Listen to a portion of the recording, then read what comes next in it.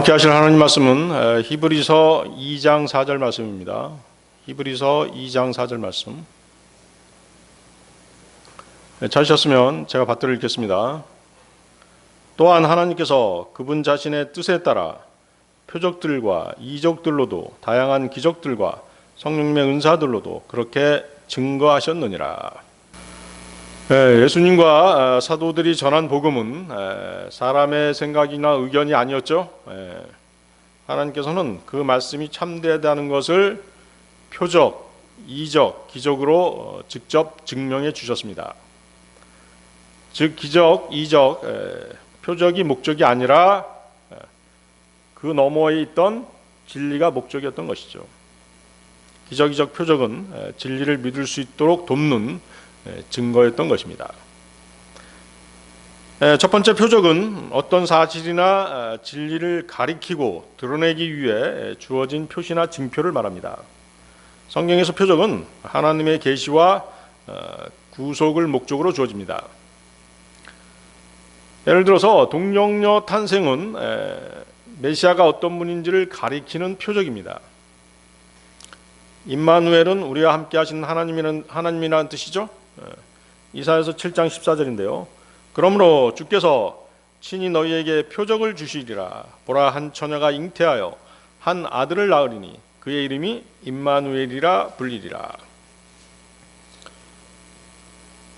이 말씀대로 주 예수님께서는 부활 승천하신 후 영으로 우리와 함께 해 주시고 계십니다. 두 번째 이적인데요. 이적은 영어로 원더라고 하죠. 표적은 사인, 이적은 원더입니다. 말 그대로 사람에게 놀라움, 경이로움, 두려움을 일으키는 사건을 가리킵니다. 출애굽 때 이집트에 내린 열 재앙이 그런 것들이었죠. 출애굽기 7장 3절인데요. 내가 파라오의 마음을 완악하게 하고 나의 표적들과 나의 이적들을 이집트 지역 가운데서 늘리겠노라. 이런 10가지 무서운 재앙들은 이집트 사람들과 파라오에게 두려움을 안겨주었죠. 그래서 결국은 이스라엘 백성들을 내보내게 된 계기가 되었던 것입니다. 이 재앙들은 하나님의 절대적 권능을 드러내는 것들이었습니다. 사람들에게 두려움과 충격을 주는 사건들이었던 것이죠. 세 번째는 기적이죠. 미라클입니다. 기적은 초자연적인 사건을 뜻합니다. 불가능한 일이 실제로 일어나는 것입니다. 성경에서 기적은 하나님의 능력이 직접적으로 역사해서 인간의 한계뿐만 아니라 자연 법칙을 넘어선 사건입니다. 죽은 나사로를 살리신 사건이 대표적인 예가 될 것입니다. 요한복음 11장 43절 44절입니다. 요한복음 11장 43절 44절. 그러고 나서 그분께서 그와 같이 말씀하셨을 때 친히 큰 목소리로 외치셨더라. 나사로야 밖으로 나오라. 그러자 죽었던 자가 손과 발이 수위에 묶인 채 밖으로 나왔는데 그의 얼굴은 작은 수건으로 감겨 있었더라. 이 사건은 인간의 능력과 현대 과학으로는 입증이 불가능한 죽은 자에게 생명이 부여된 그런 사건이었던 것입니다. 성경에서 표적, 이적, 기적은 서로 분리된 개념이 아닙니다. 한 사건을 서로 다른 관점에서 설명하는 표현들인 것이죠. 표적은 그 사건이 무엇을 가리키는가입니다. 하나님의 계시와 믿음을 촉구할 때 주로 쓰입니다. 이적, 원더는 사람들에게 놀라움과 경이로움을 불러일으킵니다. 하나님에 대한 두려움을 드러낼 목적으로 행해지는 것입니다. 반면에 기적은 불가능한 일이 일어나는 초자연적인 하나님의 능력입니다. 따라서 이 모든 것은 하나님과 그분의 구속 계획과 진리를 깨우쳐주기 위한 것들입니다. 예수님께서 이 땅에서 행하신 기적, 이적, 표적들은 그분이 어떤 분이신가를 알게 하기 위한 것들이었습니다. 예수님의 신성, 그분의 사명, 그리고 영적 구원을 드러내는 수단이었던 것이죠. 오늘 이 시간에는 표적, 이적, 기적에 숨겨진 영적 의미들에 대해서 하나님의 말씀을 나누고자 합니다. 그래서 오늘 설교 제목은 기적, 그 너머의 진리입니다. 이 내용들은 요한복음 특강하고 겹치는 부분도 있습니다. 그런 부분은 다시 되새김질한다라고 생각하시고 들어주시기 바랍니다. 분량이 많아서 오늘과 다음 주 두 번에 걸쳐서 설교를 진행하도록 하겠습니다. 기적 그 너머의 진리, 첫 번째 새 언약의 중보자가 되겠습니다. 새 언약의 중보자. 여러분들 요한복음 2장 6절에서 9절 말씀 보십시오. 요한복음 2장 6절에서 9절 말씀.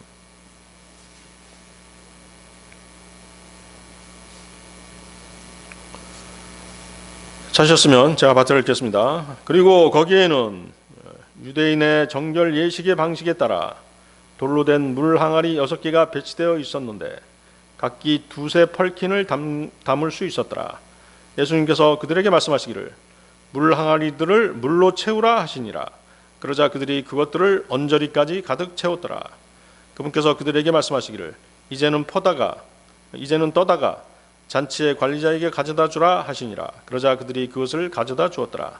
잔치의 주관자가 포도즙이 된 물을 맛보았으나 그것이 어디서 났는지 몰랐을 때 그러나 물을 기른 그 종들은 알았더라.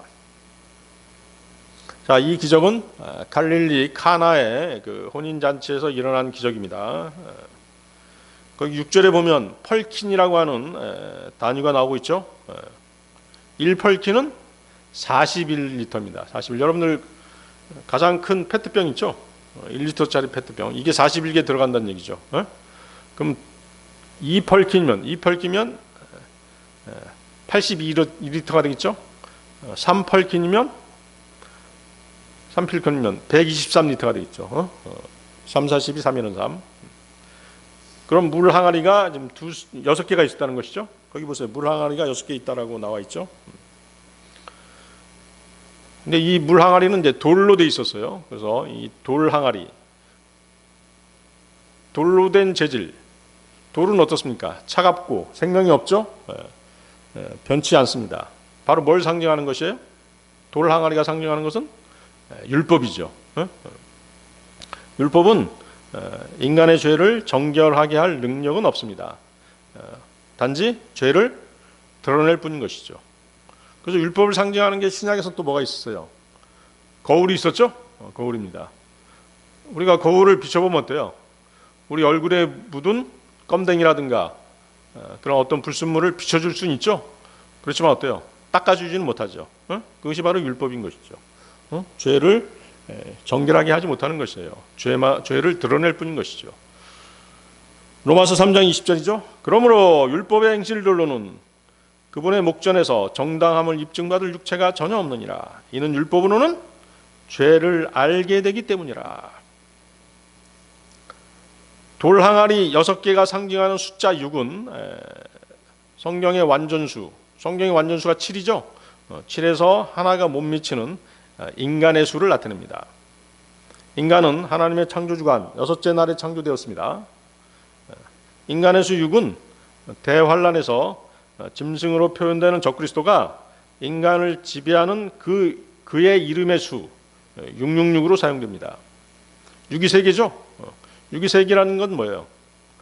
불경건한 피조물 셋이 모여있다는 뜻이죠. 그래서 666인 것이에요. 불경건한 피조물 셋, 바로 사탄의 삼위일체죠. 사탄의 삼위일체는 뭐죠? 사탄, 적그리스도, 거짓 예언자, 이 셋이 모인 것이죠. 계시록 13장 18절입니다. 계시록 13장 18절. 여기에 지혜가 있느니라. 명철이 있는 자는 그 짐승의 숫자를 세어볼지어다. 이는 그것이 한 사람의 숫자이며 그의 숫자는 666이기 때문이라. 인간이 쉬려면 엿새 동안은 일을 해야 되죠. 근데 요즘은 이제 뭐 엿새 동안도 일을 안 하려고 그래요.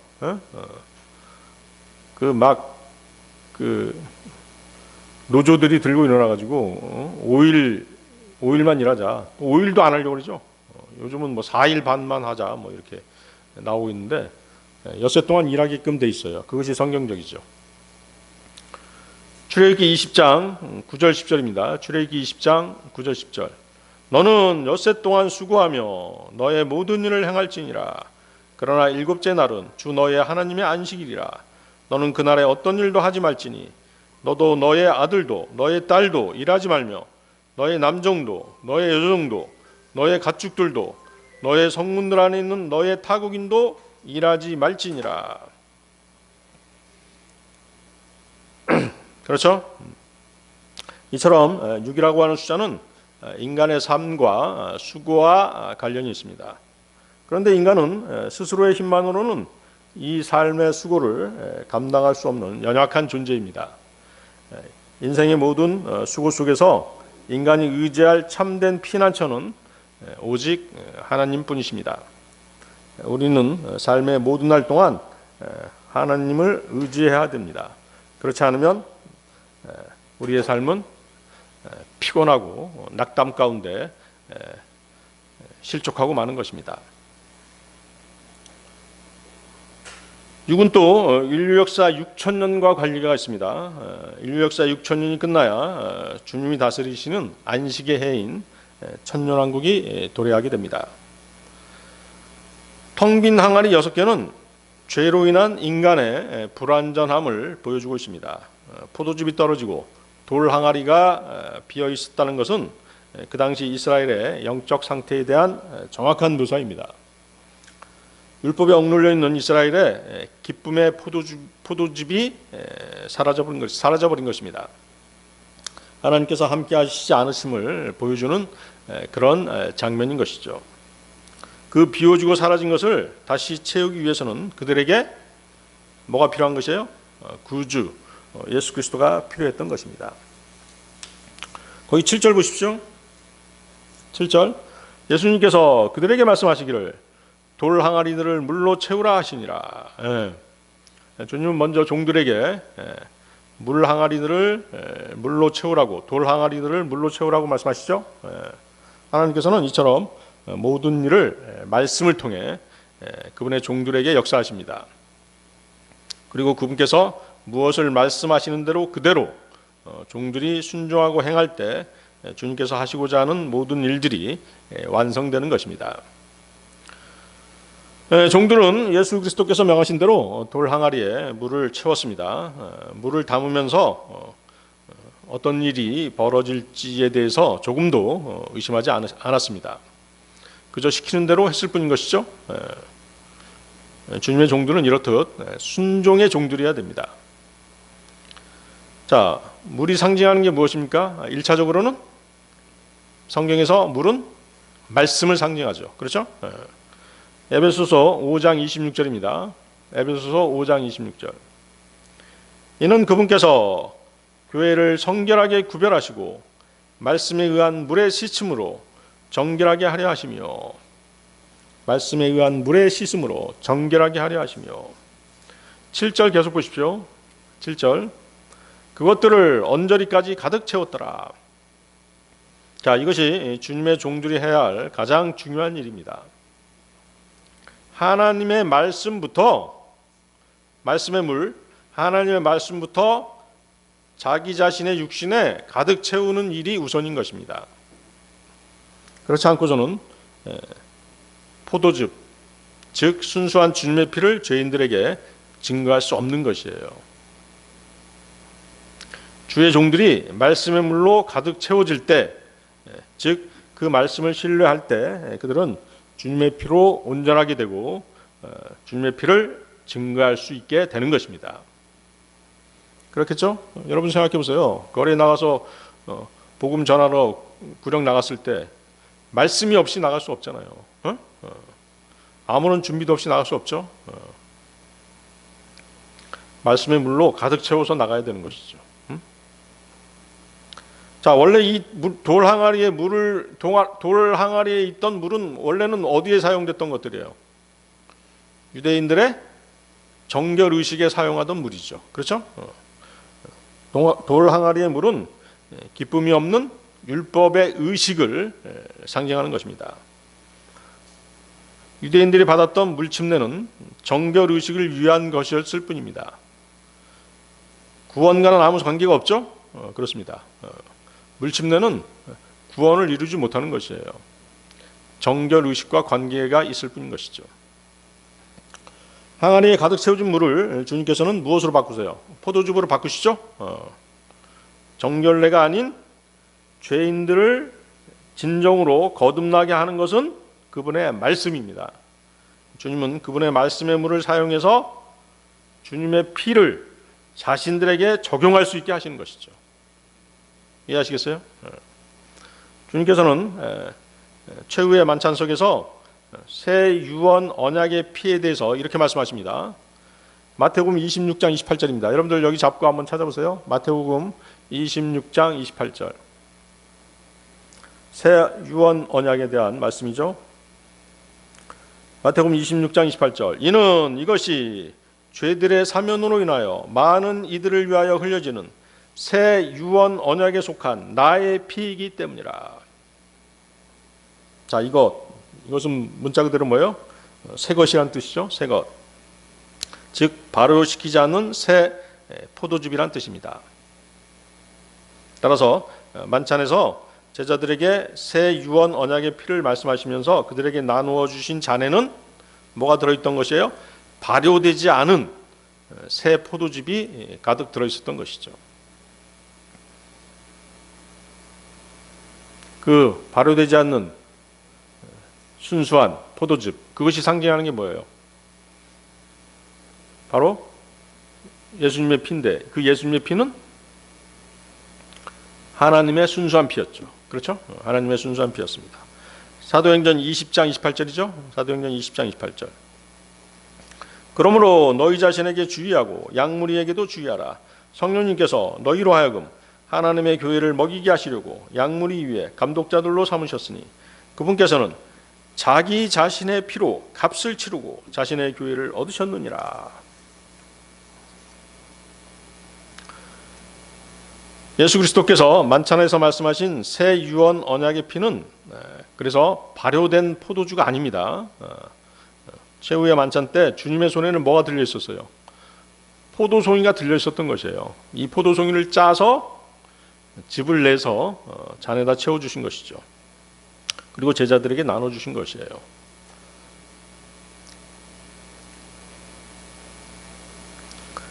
그래서 예수 그리스도의 피는 이처럼 새 포도즙으로 예표되었던 것입니다.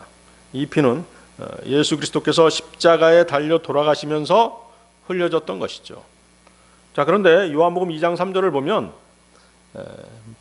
마리아가 예수님께 와서 뭐라고 얘기를 하는 것이에요? 그들에게 포도즙이 없도다라고 알려주게 되죠. 그리고 지금 포도즙을 만들어 달라고 요청했습니다. 그러자 예수님께서 뭐라고 말씀하세요? 요한복음 2장 4절에서 여자여 내가 너와 무슨 상관이 있느냐? 나의 시각이 아직 오지 아니하였도다. 나의 시각. 포도즙하고 나의 시각. 무슨 상관관계가 있죠? 나의 시각은 바로 뭐예요?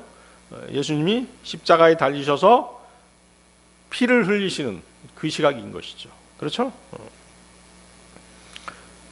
그래서 십자가에 달리실 때가 아직 오지 아니하였도다라고 주님은 대답하신 것입니다. 예수님께서는 거기서 마리아의 말을 마리아가 요청한 포도즙을 뭘로 치환하신 것이에요? 그분의 피로 이렇게 치환하신 것이죠. 자, 그러면 포도즙이 원래 상징하는 것은 무엇이죠? 성경에 보면 포도즙은 기쁨을 상징하죠. 기쁨을 상징합니다.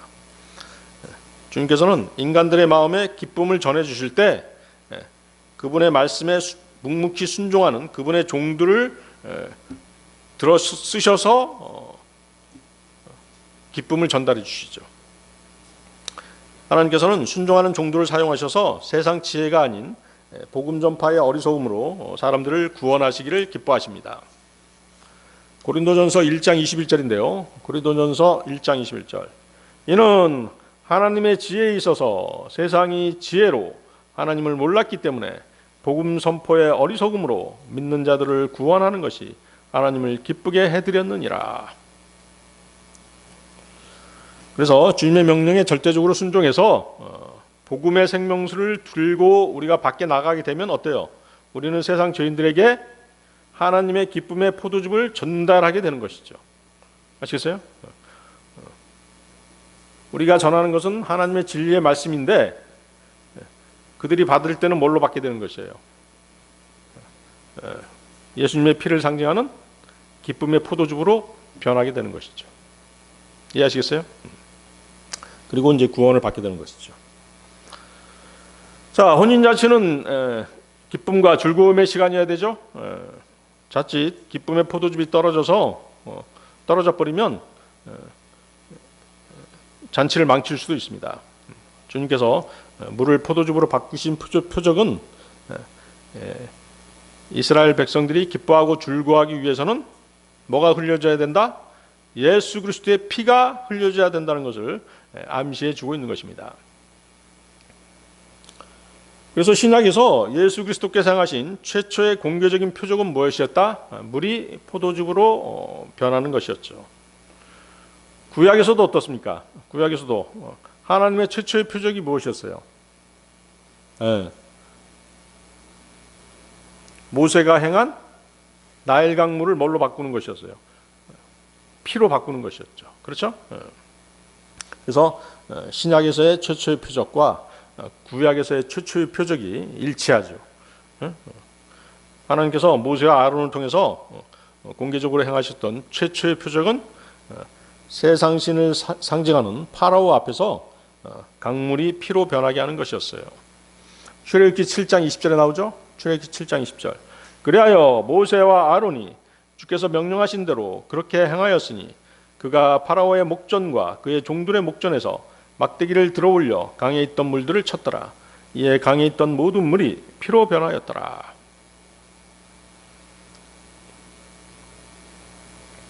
그래서 가나의 혼인잔치에서 행하신 주님의 첫 번째 표적은 단지 포도즙의 부족함을 채운 사건이 아니었습니다. 새 언약의 중보자로서 그리스도께서 무엇을 하실지를 미리 계시하신 표적이었던 것이죠. 내가 앞으로 어떻게 할 것이다? 십자가에 달려서 피를 흘리게 될 것이다. 이것을 미리 보여주신 것이에요. 율법 아래에서는 정결의식을 위한 정결례를 위한 돌 항아리가 있었습니다. 그러나 그것은 인간의 죄를 제거하지 못한 채 율법의 의식만을 요구했던 것이죠. 그러나 주님께서는 그 항아리들을 가득 채워 새 포도즙으로 변화시키셨습니다. 율법이 줄 수 없었던 기쁨과 생명과 은혜의 충만함을 주셨습니다. 이 표적은 장차 그분께서 십자가에서 흘리실 보혈을 통해 새 언약을 세우실 것을 예표하는 것입니다. 기쁨이 없는 종교를 은혜가 넘치는 생명으로 바꾸실 것을 예표하는 것입니다. 그러므로 카나의 혼인잔치는 옛 언약, 구약의 한계를 넘어 새 언약의 중보자이신 그리스도 안에서 참된 기쁨과 새 생명이 주어짐을 선포하는 그런 표적이었던 것이죠. 예수님께서 죄와 죽음에서 우리를 구원하셨습니다. 그렇죠? 하나님과의 올바른 관계 안에서 참된 생명과 기쁨을 누리게 하신 것입니다. 그러기 위해서 그분께서 십자가에 달리셔야 했고 피를 흘려야 했던 것이죠. 자, 여러분들 요한복음 10장 10절 한번 찾아보십시오. 요한복음 10장 10절.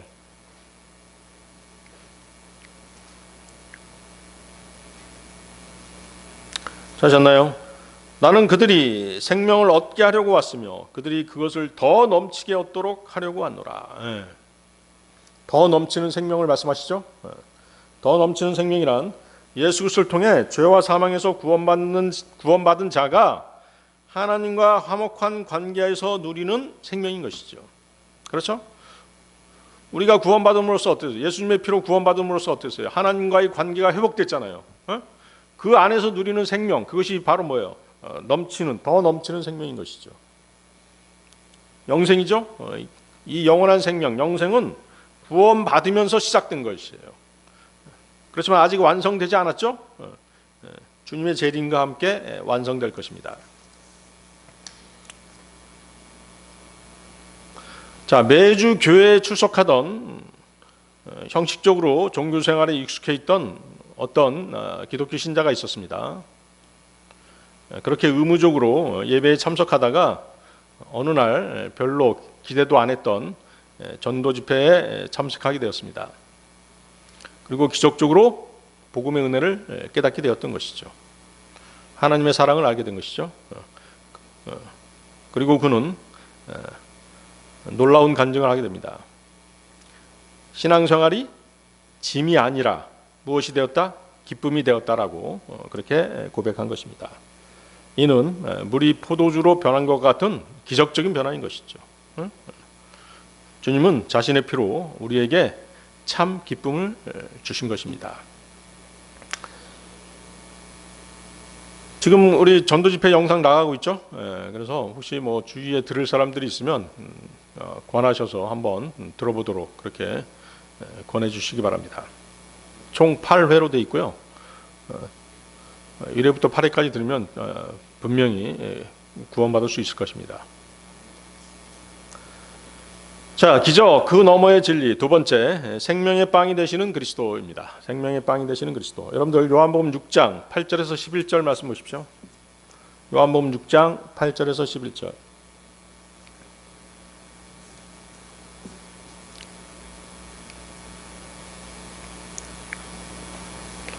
요한복음 6장 8절에서 11절. 그분의 제자들 중 하나인 시몬 베드로의 형제 안드레가 그분께 이같이 말씀드리니라. 여기에 한 소년이 있는데 그에게는 5덩이의 보리빵과 2마리의 작은 물고기가 있나이다. 그러나 이렇게 많은 이들 가운데 그것들이 무엇이겠나이까? 그러자 예수님께서 말씀하시기를 사람들을 앉히라 하셨느니라. 이때 그 장소에는 풀이 많이 있었더라. 그렇게 하여 사람들이 앉았는데 그 수가 약 5천 명이었더라. 그러고 나서 예수님께서 빵덩이들을 집으셨으며 그분께서 감사들을 드리신 후에 친히 제자들에게 나누어 주셨고 제자들은 앉아있던 자들에게 나누어 주었으니 물고기들도 마찬가지로 그들이 바라는 만큼 나누어 주었더라. 5덩이의 보리빵과 2마리의 작은 물고기로 5천 명을 먹이신 기적이죠. 많은 무리가 예수 그리스도를 따라왔습니다. 그들이 예수님을 따라온 것은 예수님이 하나님의 아들이심을 알고 그분을 믿고 구주로 영접했기 때문이 아니었죠? 무엇 때문에 따라온 것이죠? 거기 2절 한번 보십시오. 그 위에 2절 뭐라고 말씀하십니까? 수많은 무리가 그분을 따랐으니 그분께서 질병에 걸린 자들 위에 행하신 그분의 기적들을 목격한 까닭이라. 그분이 행하신 기적들을 보고 예수님을 따른 것이에요. 예수님을 구주 예수 그리스도, 하나님의 아들 예수 그리스도로 영접하고 따른 것은 아니었다는 것이죠. 그들은 이스라엘의 메시아이신 분을 알아보지 못했습니다. 주 예수님이 죄로 인해 죽어있는 자들에게 영원한 생명을 주시는 구세주이신 것을 깨닫지 못하고 있었던 것이죠. 그들은 하나님을 눈앞에 두고도 하나님의 영광을 보지 못하는 눈뜬 장님들이었던 것이에요. 하지만 어떤 동기에서건 주님께서는 오는 자들을, 그분께 나아오는 자들을 쫓아내지 않으십니다. 그들에게 온정과 동정을 베푸십니다. 이 무리를 보시고 주님께서는 그들을 불쌍히 여기셨습니다. 마태복음 14장 14절인데요. 마태복음 14장 14절. 그러자 예수님께서 앞으로 가서 수많은 무리를 보셨고 그들을 향한 연민으로 마음이 움직이셨더라. 이에 그분께서 그들의 병든 자들을 치유하셨더라. 그들을 가엾게 여기시던 주님께서는 그들을 위해 어떻게 하실 것인지를 이미 생각해 놓고 계셨습니다. 그런데도 주님께서는 거기 5절 보십시오. 이 많은 백성들을 어떻게 하실지를 주님께서 미리 생각해 놓으셨지만 5절을 보면 빌립에게 물어보시죠. 뭐라고 물어보십니까? 우리가 어디에서 빵을 사겠느냐라고 물어보십니다. 주님께서는 제자들을 시험해 보시기 위해서 이렇게 물으신 것입니다. 거기 6절 보십시오. 주께서 이렇게 말씀하시면 그를 확인해 보시기 위해서였더라. 이는 그분께서 자신이 행하시려는 일을 친히 아셨기 때문이라. 주님께서는 어떻게 해야 된다는 것을 미리 다 계획하고 계셨어요. 그러면서도 빌립에게 물어보신 것이죠. 자, 어떻게 이 많은 사람들 빵을 준비하겠느냐 이렇게 물어보신 것이에요. 왜 물어보셨을까요? 바로 빌립의 믿음을 단련시키기 위해서 그렇게 물어보신 것이죠. 불가능해 보이는 어려움을 믿음으로 해결해 주시고자 그렇게 물으셨던 것입니다. 주님은 이처럼 자녀들을 시험해 보시는 것이에요. 그리스도인 누구든 주님으로부터 이러한 시험을 받을 수 있는 것입니다.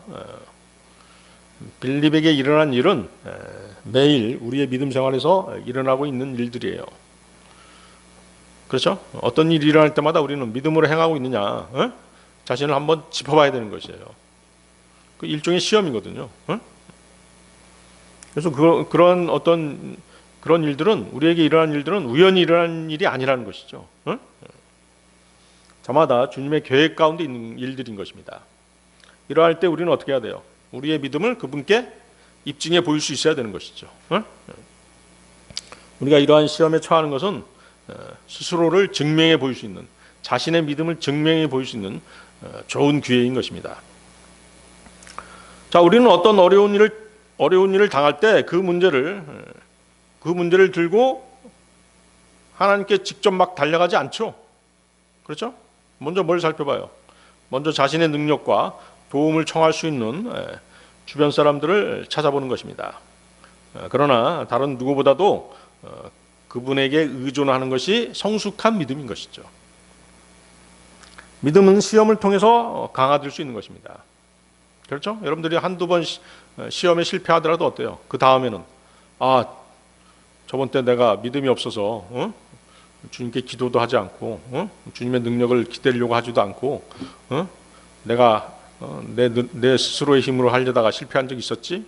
누구누구에게 전화해가지고 부탁했다가 또 거절당한 적이 있었지? 이런 걸 생각하면서 이번에는 어떻게 돼요? 더욱더 그 전보다 더 강화된 믿음으로 주님께 자신의 어려움을 기도로, 간구로 아릴 수가 있잖아요. 그렇죠?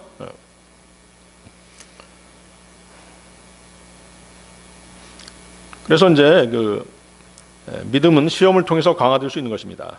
처음에는 당황해서 자신과 주위 사람들의 능력을 의지하려고 할 것입니다.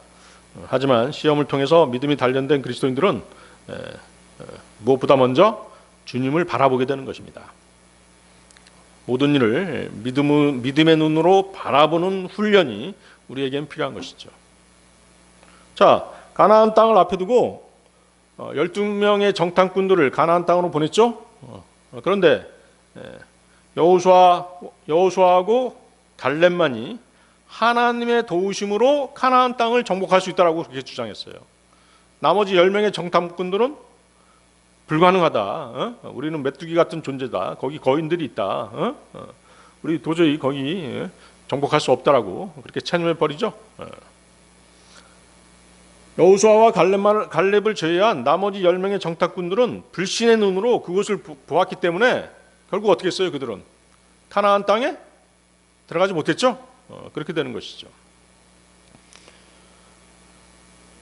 시편 43편 5절 말씀인데요. 시편 43편 5절 말씀. 오 나의 혼아, 너는 어찌하여 낭망하느냐? 또 너는 어찌하여 내 안에서 불안해하느냐? 하나님을 소망하라. 바로 이것이죠. 내가 불안해하고 초조해하고 겁낼 필요 없다. 누굴 바라봐야 되느냐? 하나님을 바라봐야 된다는 것입니다. 오늘날 우리가 어떤 곤란한 문제들에 직면하게 될 때 유념해야 할 사실이 바로 이것이죠. 그렇죠? 하나님께서는 우리를 도와주시려고 모든 것을 아는 하나님이시기 때문에 우리를 도와주시려고 지금 기다리고 계시는 중이에요. 그런데 어때요? 우리가 주님을 바라보지 않는 것이죠. 전능하신 주님께 도움을 요청하기만 하면 그 도움은 즉시로 오게 되어 있습니다. 우리에게 필요한 건 뭐예요? 주님을 의지하려고 하는 믿음만이 필요한 것이죠. 자, 지금 보세요. 제자들은 눈에 보이는 상황, 군중의 수에만 정신이 팔려 있습니다. 지금 5,000명이 지금 있는 것이에요. 5,000명이 모여들었어요.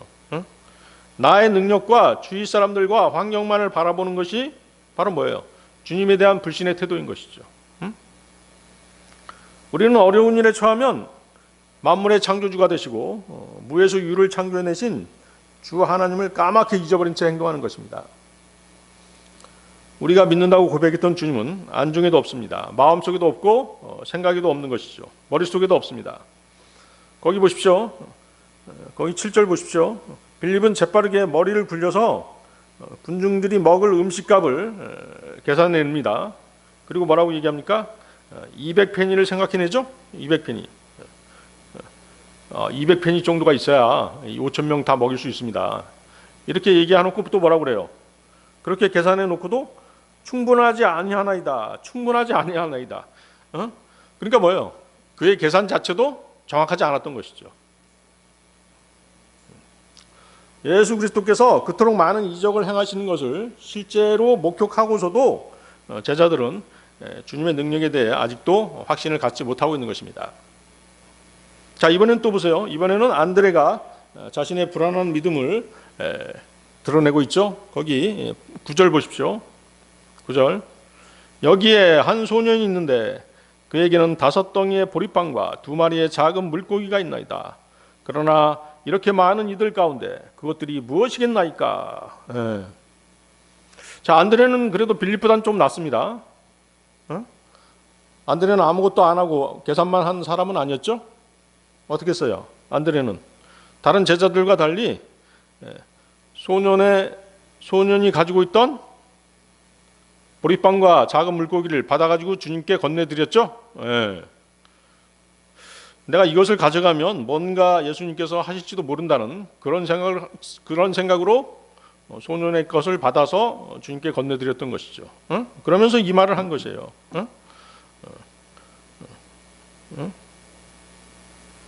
그것들이 무엇이겠나이까? 이 보리빵 5개와 물고기 2마리를 가지고 어떻게 하겠나이까? 그렇게 얘기한 것이죠. 그래도 뭔가 기대감이 있었죠. 안드레는 기대감이라도 있었어요. 예수님께 가져가면, 이것이라도 가져가면 예수님께서 뭘 하실지도 모른다고 하는 그런 기대가 있었기 때문에 가져온 것이죠. 하지만 그는 뭐래요? 그것들이 무엇이겠나이까라고 의심하죠. 그는 흔들리는 믿음의 상태였던 것이죠. 눈에 보이는 문제가 더 커 보이고 주님의 능력은 작아 보이는 그런 믿음이 흔들리는 상태였던 것입니다. 하지만 주님은 완전한 믿음이 아니라 자기 한계를 인정하고 주님께 가져오는 믿음을 사용하시는 분이세요. 아시겠습니까? 자신의 지혜나 능력이 하나님의 지혜와 능력에 비하면 얼마나 보잘것없는지를 스스로 알지 못하는 것이 연약한 인간인 것이죠. 어떤 일에 있어서나 어떤 사람에게나 하나님께서 개입하시고 그분이 이 일을 처리하신다면 모든 일이 기적적으로 이루어진다는 사실을 사람들은 믿으려고 하지 않는 것입니다. 우리 그리스도인들조차도 그런 것이죠. 에레미야서 32장 27절입니다. 에레미야서 32장 27절. 보라, 나는 주여 모든 육체의 하나님이로다. 나에게 너무 어려운 일이 어떤 것이라도 있겠느냐? 나에게 너무 어려운 일이 어떤 것이라도 있겠느냐? 여러분들 항상 이 말씀을 기억하기 바랍니다. 진정한 그리스도인이라면 어려운 일에 당면했을 때 하나님을 통해서 그 어려운 문제를 바라볼 줄 알아야 되는 것입니다. 하나님을 통해서 그 어려운 문제를 바라봐야 돼요. 그런데 사람들은 거꾸로 하죠. 어려운 일을 통해서 하나님을 바라보는 것이에요. 그러니까 뭐밖에 안 보이는 거, 어려운 일밖에 안 보이는 것이죠. 그러니까 어때요? 언제나 눈앞에 보이는 것은 하나님이 아니라 절망만이 보이는 것이죠. 절망에 빠지는 것이에요. 아, 내가 이걸 어떻게 해야 돼? 그러면 한숨만 푹푹 쉬게 되는 것이죠. 그래서 그들은 고통스러운 세상 문제 가운데 허우적거리다가 오히려 하나님으로부터 멀어지게 되는 것입니다. 우리에게 고통과 시련이 닥쳐왔다면 그것은 우리도 모르는 사이에 하나님으로부터 시선을 돌려서 다른 데를 쳐다보고 있기 때문인 것이에요. 다시 자신의 시선을 하나님께로 옮겨야 합니다. 그래야 하면 우리 눈앞에는 능력의 하나님만 계실 뿐 고통과 절망은 저 멀리 떨어져 있을 것입니다. 이것이 올바른 믿음을 가진 사람의 자세인 것입니다. 욥기 5장 19절 20절 말씀입니다. 욥기 5장 19절 20절 말씀. 그분께서 6 공경에서 너를 구출하시리라. 진적 7 일곱에서도 해악이 너를 건드리는 일이 없으리라. 그분께서 너를 구속하시리니 기군 가운데서는 죽음으로부터, 전쟁 가운데서는 칼의 권세로부터 구속하시리라. 자, 이스라엘 민족은 광야 생활에서 여러 시련에 부닥쳤죠. 그때 어땠어요? 불평 불만을 쏟아냈죠. 그들은 이집트에서의 10가지 재앙과 홍해가 갈라진 그 위대한 기적이적 표적을 까맣게 잊고 있었던 것이에요. 여기에서의 시험이 빌립과 안드레의 불신을 드러냈듯이 광야에서의 시험은 이스라엘 민족의 불신을 드러냈던 것입니다.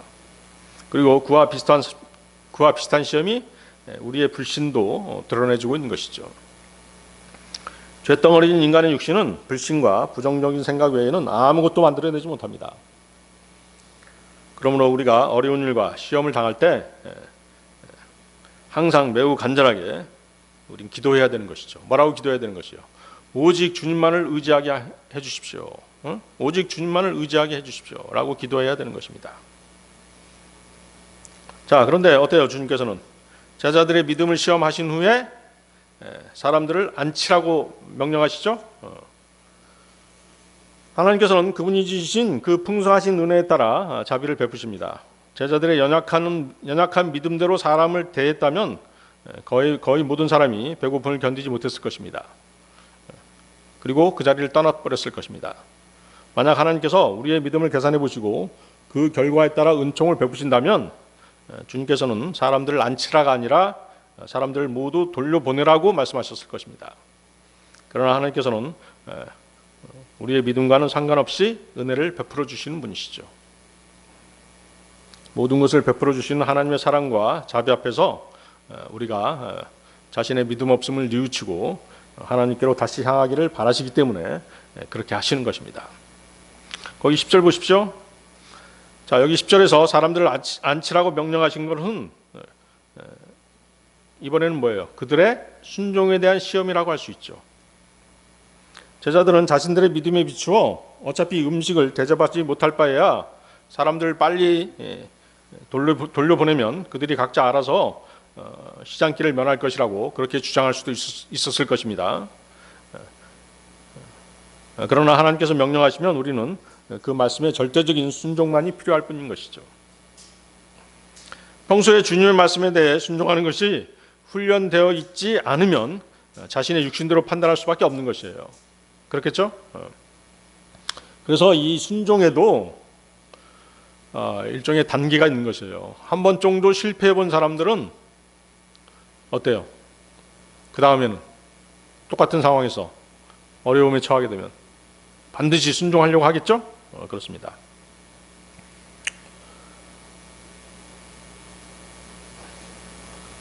홍수가 전혀 없을 것 같았지만 노아는 방주를 건조하라는 하나님의 명령에 순종함으로써 의의 상속인이 되었죠.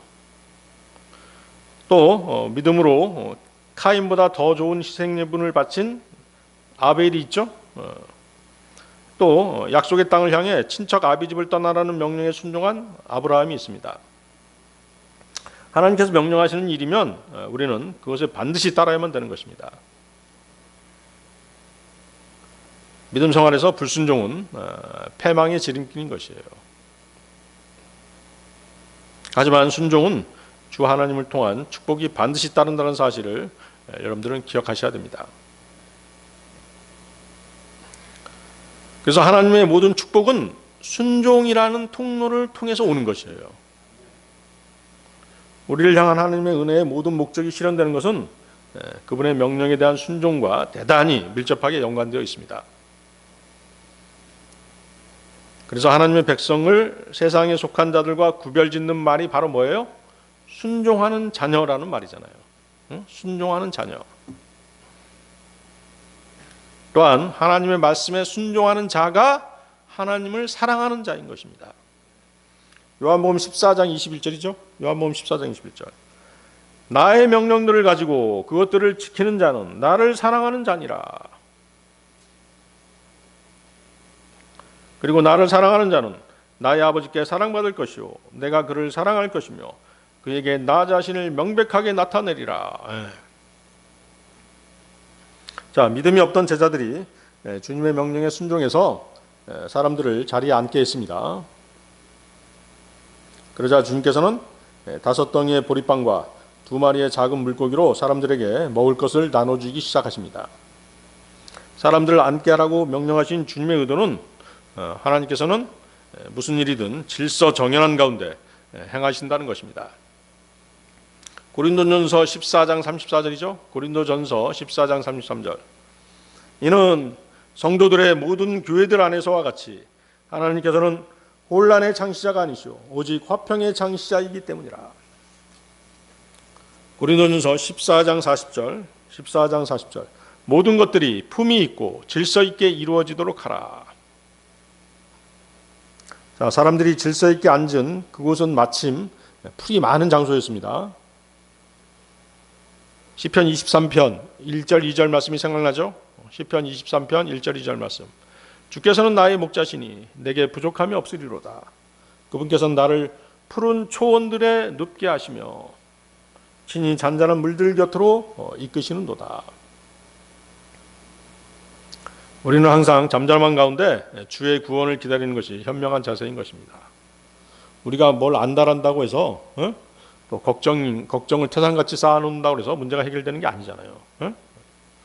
우리가 아무리 자신의 능력과 타인의 능력을 이용해서 무언가를 이루고자 해도 그 길에서 하나님께서 함께하지 않으시면 모든 것이 허사인 것이에요.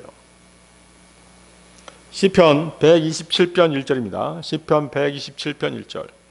주께서 그 집을 건축하지 아니하시면 그 집을 건축하는 자들은 헛되이 수고하는 것이라. 주께서 도시를 지켜주지 아니하시면 파수꾼이 깨어 있어도 헛될 뿐이라. 자, 계속해서 11절 보십시오. 거기 11절.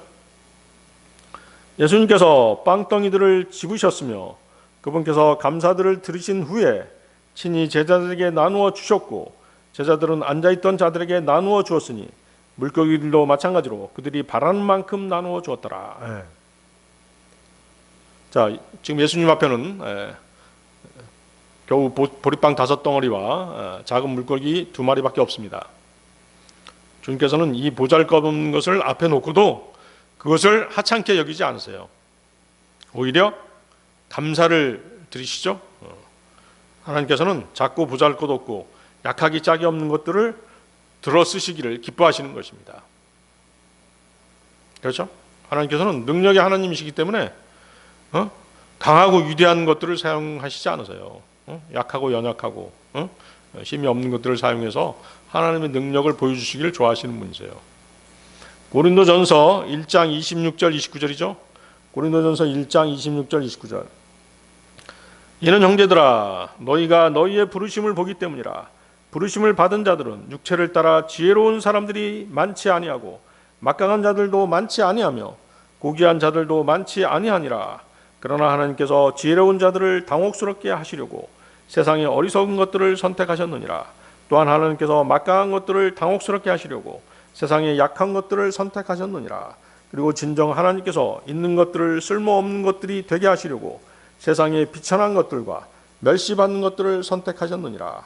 이는 아무 육체도 그분의 면전에서 자랑하지 못하게 하려 하심이라. 자, 하나님께서 어떠세요? 모세의 손에 들린 그 지팡이 하나로 놀라운 기적들을 행하셨죠? 다윗을 보세요. 다윗이 거인 골리앗을 어떻게 무찔렀습니까? 뭘로 무찔렀어요? 돌멩이 5알과 물매 하나로 필스타인의 용사 다윗을 거꾸로 틀었죠? 또 시리아의 용사 나아만 장군을 누가 엘리사 앞으로 인도했어요? 어린 여종을 통해서 인도하게 되죠. 또 사르밧 가부의 한 움큼밖에 안 되는 곡식가루로 예언자 엘리야를 먹여 살렸던 것입니다. 그리고 그리스도께서는 지금 보리빵 5개와 작은 물고기 2마리로 5,000명이 넘는 사람들을 먹이시는 그 기적을 행하시는 것이죠. 주님께서는 감사 기도를 드리신 후에 제자들에게 나눠주시고 제자들이 그것을 받아서 앉아있는 사람들에게 나눠주시도록 하십니다.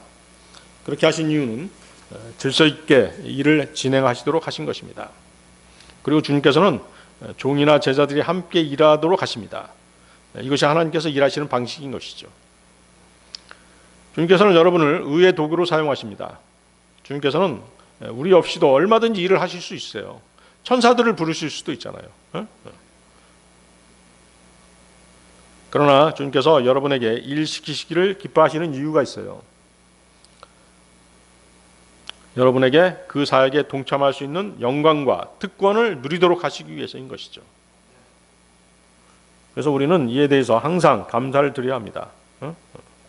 주님의 사역은 목사나 선교사 같은 어떤 특별한 직분을 가진 사람들에게만 맡기신 것이 아니라는 것이죠. 그리스도인이면 누구나 이런 사역에 동참하도록 기회를 주시는 것입니다.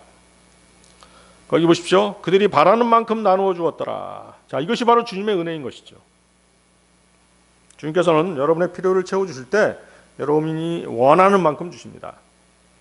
여러분이 무엇인가가 필요할 때 그것을 주님으로부터 얼마나 받을 수 있냐 하는 것은 전적으로 자신에게 달려있는 것입니다. 주님께서는 언제나 여러분이 원하는 만큼 주실 준비가 되어 있으십니다. 주님께서는 빈 그릇이 가득 찰 때까지는 채워주시기를 멈추지 않으시는 분이신 것이죠. 그러나 딱하게도 우리가 그것을 받을 준비가 되어 있지 않다는 데에 그 문제가 있는 것이에요. 우리가 궁핍하고 가난하며 무엇인가가 부족하다면 그것은 주님의 인색하심 때문이 아니라 우리들 자신의 문제인 것입니다. 우리는 자신의 그릇을 비우지 않죠? 우리 자신의 그릇을 또 깨끗하게 하지 않습니다. 주님이 거기에 담아주실 수가 없는 것이에요. 더럽고 냄새나는 그릇을 내밀면 거기다 누가 음식을 담아주고 싶어 하시겠어요? 그렇겠죠? 자신을 정결하게 가꿔야 되는 것이죠. 그 그릇을 비워야 되죠. 그렇게 결코 마르지 않고 샘솟는 주 예수님의 그 풍성하신 은혜를 충분히 담아내지 못하는 이유는 우리 자신들의 문제인 것이에요. 자, 여러분은 무엇인가 주님께로부터 받은 것이 분명히 있을 것이에요. 그것을 여러분도 어때야 돼요? 다른 지체들에게 나눠줄 수 있어야 되는 것이죠. 그래야 더욱 많은 것을 주님으로부터 받을 수 있게 되는 것입니다. 주님으로부터 받은 것을 다른 사람들에게 나누어주지 못하고 혼자 감추어두고 있는 것은 주님의 뜻이 아니죠. 왜냐하면 주님께서는 인색한 사람을 쓰지 않으시고 다른 사람을 들어 쓰실 것입니다. 주님께서 뭐가 아쉬웠겠어요? 만유의 주께서, 만물을 창조하신 주께서 뭐가 아쉬운 게 있으시겠어요? 우리가 주님의 사역을 거부하면 주님께서는 다른 신실한 사람을 찾아서 그 사람을 쓰시는 것이에요. 자, 그런데 여기서 우리가 기억해야 될 사람이 있죠? 누구예요? 작은 물고기 2마리와 5덩이의 보리빵을 선뜻 내어놓은 그 소년을 우리는 기억해야 됩니다. 그 보잘것없는 음식은 소년의 한 끼 식사라도 부족했던 그런 양이었죠. 그러나 그 소년은 자신의 배고픔을 참고 그것을 건네주었던 것이죠. 소년은 그것이 보잘것없다는 것을 알면서도 그것을 예수님께 맡겼던 것입니다. 자신이 가진 것 전부인 2렙돈을 내놓은 가난한 과부의 믿음과도 같았던 것이죠. 보리떡과 작은 물고기는 당시 가난한 사람들의 음식이었습니다. 그러나 중요한 것은 음식의 양이나 질이 아니라 그것이 예수님의 손에 넘겨졌다는 사실인 것이죠. 우리가 가진 것은 적고 부족합니다. 그렇죠? 여러분들 중에 아주 잘 살고 부유한 사람 있으세요? 그렇지 않죠? 하지만 그리스도께 드려질 때 적은 양, 부족한 양일지라도 그것이 주님께 드려지면 그것은 어떻게 되는 것이에요? 넘치도록 사용된다는 것입니다. 소년은 계산하지 않았습니다. 주님께 모든 것을 맡겼습니다. 그때 예수님께서 기적을 행하셨던 것이죠. 하나님께서는 많고 충분한 것을 요구하지 않으십니다. 기꺼이 드려진 것을 사용하시는 분이신 것이죠. 믿음이란 많이 가진 상태가 아니라 적은 것이라도 그리스도께 맡기는 태도인 것입니다. 참된 풍성함은 인간의 손이 아니라 주님의 손에서 나온다는 사실을 이 소년의 태도가 증명해 주고 있는 것입니다. 빵이 불어난 것은 제자들의 손에서가 아니라 주님의 손에서였습니다. 주님은 넘치도록 공급해 주셨습니다. 제자들이 할 일은 겸손하게 받아서 신실하게 나누어 주는 것이었습니다. 그래서 우리의 임무는 무엇이에요? 주님의 손에서 빵을 구하는 것입니다. 그리고 그것을 사람들에게 신실하게 나누어 주는 것입니다. 나만을 위해서 사용하지 않는 것이죠. 자, 설교자도 보세요. 설교자가 주님으로부터 받은 빵을 가지고 어떻게 하느냐 하는 것이 바로 설교자의 책임인 것입니다. 우리는 주님으로부터 받지 않으면 다른 사람에게 아무것도 나눠줄 수 없다는 사실입니다. 그렇겠죠? 자, 5,000명을 먹이신 후에 주님은 이렇게 말씀하십니다. 여러분들 요한복음 6장 35절 한번 찾아보세요. 요한복음 6장 35절.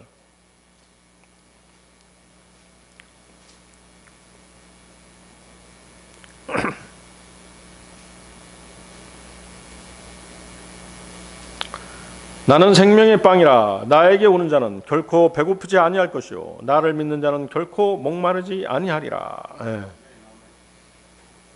자, 이 기적은 물고기 2마리와 작은 물고기 2마리와 보리빵 5덩어리로 5,000명을 먹이신 이 기적은 예수님의 자비하심과 창조된 능력을 동시에 드러내 보여주고 있었습니다. 그러나 이 기적의 핵심은 육신의 배부름에 있지 않았던 것이죠. 그 너머에 뭐가 있었어요? 주님이 우리에게 공급하시는 영적 양식이 무엇인지를 알게 하는 것, 그것이 더 중요한 것이죠. 자, 빵은 사람들이 육신의 생명을 유지하는 데 필요한 양식입니다. 주 예수 그리스도를 믿고 영접하면 그 사람은 생명의 빵을 얻은 것이죠. 그렇죠? 반면에 어때요? 주 예수 그리스도를 믿고 영접하지 않으면 인간은 멸망할 수밖에 없잖아요. 그래서 그분은 뭐예요? 생명의 빵이 되시는 분이신 것이죠. 자, 빵은 또한 모든 사람에게 받아들여지는 식품입니다. 우리나라의 식습관으로 하면 뭐예요? 빵은 뭐가 되는 것이에요? 밥이 되겠죠? 빵은 거의 모든 사람이 공통으로 먹는 주식입니다. 우리가 밥을 먹듯이 바로 예수 그리스도께서는 모든 종류, 모든 계층, 모든 환경에 처해 있는 모든 사람의 모든 필요를 충족시켜 주시는 분이십니다. 빵은 매일 먹는 음식이죠. 아침, 점심, 저녁 식탁에 빠지지 않는 음식이 빵입니다. 생명의 빵이신 예수 그리스도를 영접한 사람들은 그분과 함께 모든 시간, 모든 삶을 같이 하게 되는 것입니다. 빵을 만들 때 밀이나 쌀, 보리 같은 곡식을 빻고 가루를 내고 그것을 반죽하고 불에 얹어서 구워야 합니다. 자, 이것이 상징하는 것이 무엇일까요? 바로 주 예수님께서 이 땅에 오셔서 수치를 당하시고 채찍질 당하시고 창으로 찔리시고 몸이 찢겨지는 고난을 받으시고 십자가에 달려 돌아가신 것을 상징하는 것입니다. 주님은 우리를 대신해서 심판을 받으셨죠? 하나님의 거룩한 진노의 잔을 우리 대신 받으셨습니다. 그리고 불타는 지옥에 가셔서 그곳에 우리의 죄들을 내려놓고 다시 올라오신 것입니다. 이사야서 53장 5절입니다. 이사야서 53장 5절. 그러나 그가 상처를 입은 것은 우리의 불법들로 인하며 그가 상한 것은 우리의 죄악들로 인함이라. 우리의 화평을 위하여 징계가 그의 위에 임하였도다. 그런즉 그가 맞은 채찍들로 우리가 치유되었도다. 주님께서는 나는 생명의 빵이라고 선언하십니다. 그런데 이 빵을 먹는 자는 배고파서 먹는 자가 아니죠. 누가 먹을 수 있는 것이에요? 누가 이 빵을 먹을 수 있는 것이죠? 누가 생명의 빵을 먹을 수 있습니까? 거기 보십시오. 나에게 오는 자라고 말씀하시죠. 생명의 빵에 참여한다는 것은 그분께로 와서 그분을 믿는 것을 말하는 것입니다. 주님은 나를 믿는 자는 결코 목마르지 아니하리라고 말씀하시죠. 누군가 목마르지 않기를 원한다면 그 역시 주 예수께로 와서 그분을 믿어야 되는 것입니다. 세상의 성공이나 쾌락이나 인정으로 채워지지 않던 목마름이 예수 그리스도를 믿음으로 받아들일 때 그때 근본적으로 해결이 되는 것입니다. 하나님과 화목하게 되고 영원한 생명을 함께 누리게 되는 것이기 때문입니다. 히브리서 11장 6절이죠. 히브리서 11장 6절. 믿음 없이는 하나님을 기쁘게 해드리는 것이 불가능하니라. 이는 하나님께로 오는 자는 그분께서 존재하신다는 것과 자신을 부지런히 찾는 자들에게 보상하시는 분이심을 반드시 믿어야만 하기 때문이라.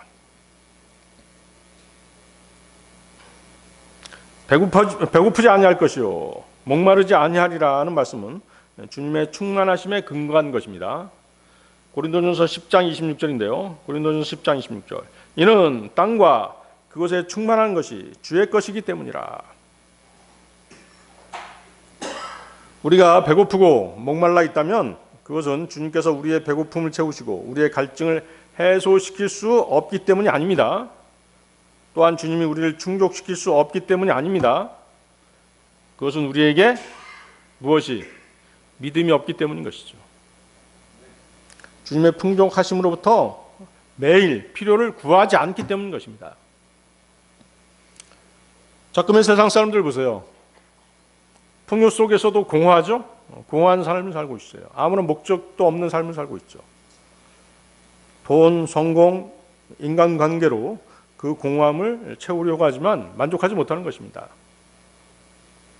솔로몬을 보세요. 세상에서 제일 부유한 사람이었죠. 세상에서 제일 지혜로운 사람이었어요. 그렇지만 솔로몬이 지은 전도서를 한번 읽어보세요. 인생의 허무함을 느낄 수 있죠. 오직 그리스도만이 혼의 굶주림과 갈증을 해결하실 수 있으십니다. 이스라엘 백성들은 곧 다시 배고플 빵을 원했어요. 하지만 주님께서는 무엇을 주셨어요? 영원히 배고프지 않는 자신을 주신 것입니다. 자, 오늘 설교의 결론입니다. 기적은 예수님이 누구신지 보여주기 위한 것입니다. 사람들은 빵을 보고 기뻐했고 병이 낫는 것을 보고 놀랐습니다. 예수님은 그보다 더 중요한 것을 보라고 말씀하십니다. 그래서 예수님의 기적은 우리에게 이런 질문을 던집니다. 너는 이 기적을 통해 나를 누구라고 믿느냐? 너는 이 기적을 통해 나를 누구라고 믿느냐? 예수님의 기적은 그 모든 기적은 그분의 본성을 나타내 보여주십니다. 물을 포도주로 바꾸신 그 기적은, 그 표적은 예수님이 율법, 즉 형식적인 종교를 기쁨의 신앙으로 바꾸시는 분이심을 보여주십니다. 예수님은 우리에게 억지로 지켜야 할 율법이 아니라 마음에서 우러나는 새 생명의 기쁨을 주신 것입니다. 작은 물고기 2마리와 보리빵 5개로 5,000명을 먹이신 기적은 예수님이 우리 혼의 배고픔을 채우는 생명의 빵이심을 보여주십니다. 자, 이 기적들은 2000년 전에 있었던 이야기가 아닙니다. 오늘도 예수님은 같은 방식으로 일하십니다. 기쁨 없는 신앙을 가진 사람에게 주님은 기쁨의 포도즙 같은 그런 은혜를 주십니다. 마음이 공허하고 허전한 사람에게 주님은 생명의 빵이 되어 주십니다. 만약 우리가 기적만 바라보고 예수님을 보지 못한다면 우리는 빵을 먹고도 여전히 배고픈 사람으로 남게 됩니다. 기적은 믿음을 강요하지 않습니다. 하지만 믿음으로 나아가도록 그 문을 열어주는 통로가 됩니다. 오늘 우리는 기적을 구하기 전에 기적을 행하신 그리스도를 얼마나 신뢰하고 있는가를 돌아보아야 합니다. 그리고 기적을 행하신 예수님을 믿는다면 우리의 삶은 달라져야만 하는 것이죠. 교회 출석이 의무가 아니라 기쁨이 되어야 합니다. 인생은 의미 없는 시간이 아니라 소망의 여정이 되어야 하는 것이죠. 네, 다 같이 기도하시겠습니다.